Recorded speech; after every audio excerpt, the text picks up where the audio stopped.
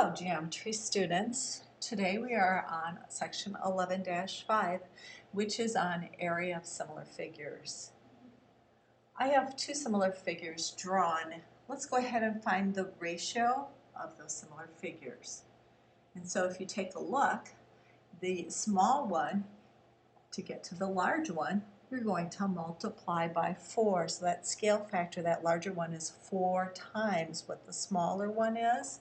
And so you can also get that by taking 16 over 4, which gets you 4 over 1.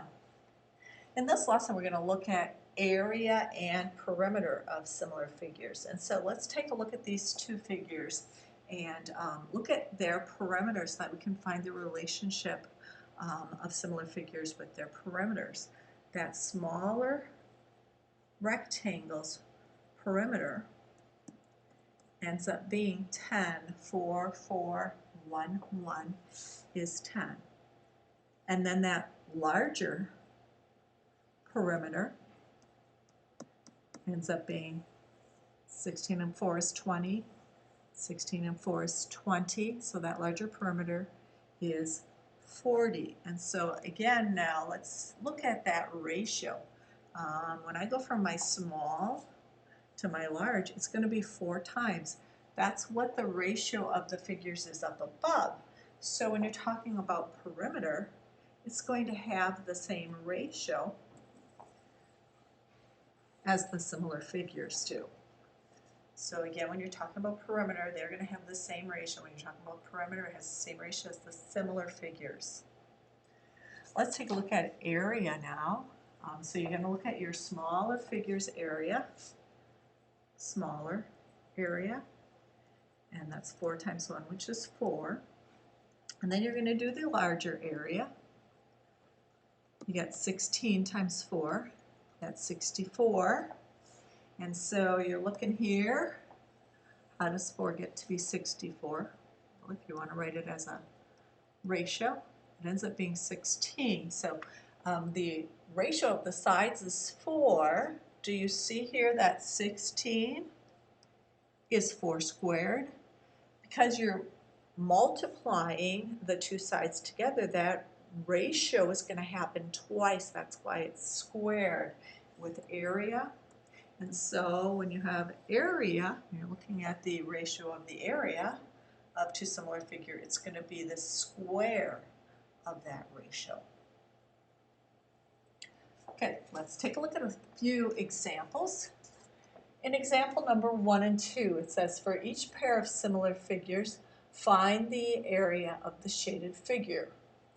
And so when you look at example number 1, you can tell that when you go from your small to your large, you're going to multiply by 3.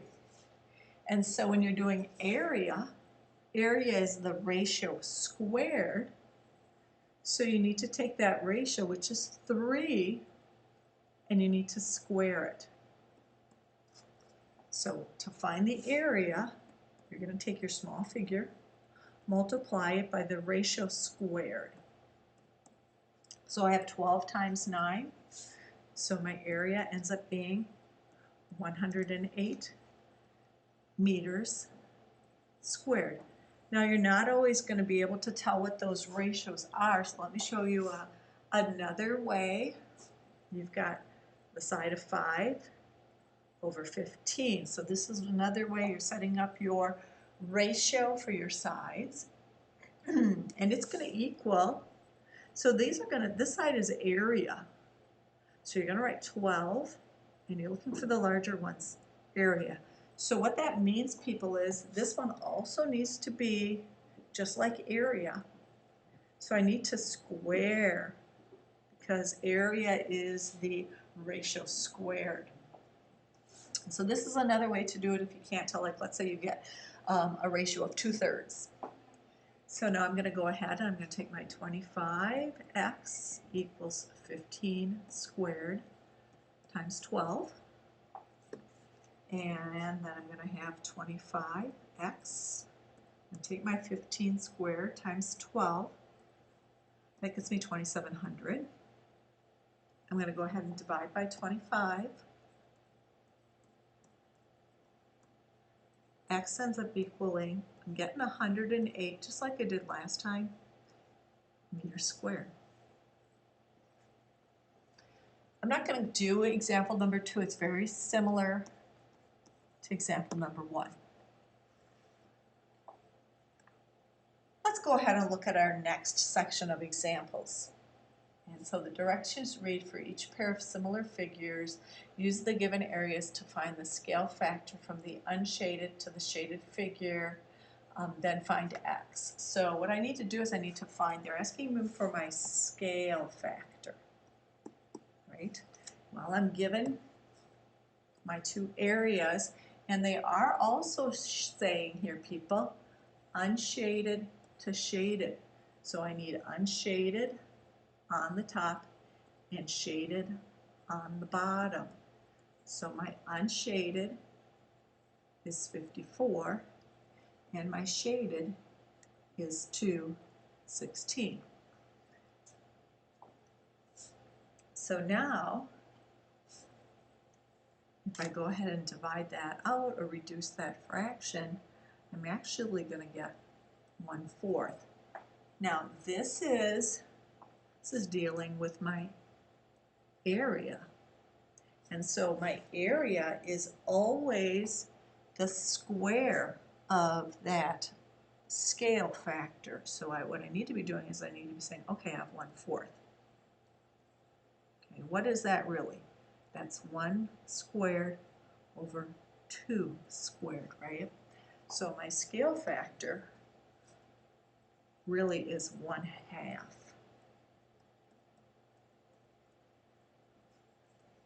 And so now I'm going to go ahead and find my other side.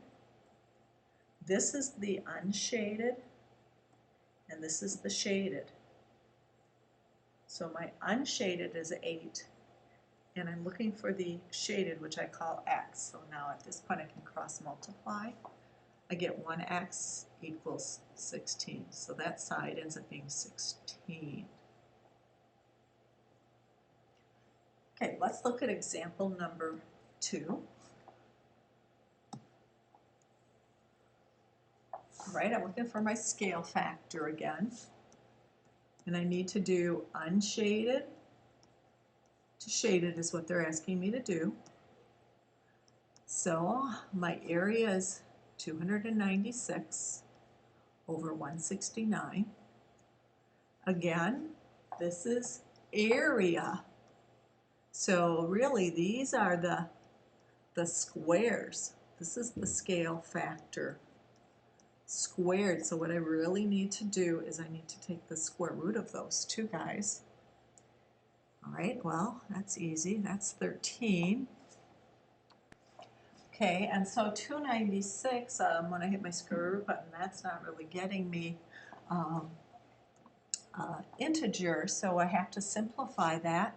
When I think of 296, I know 4 goes in there. I get 74.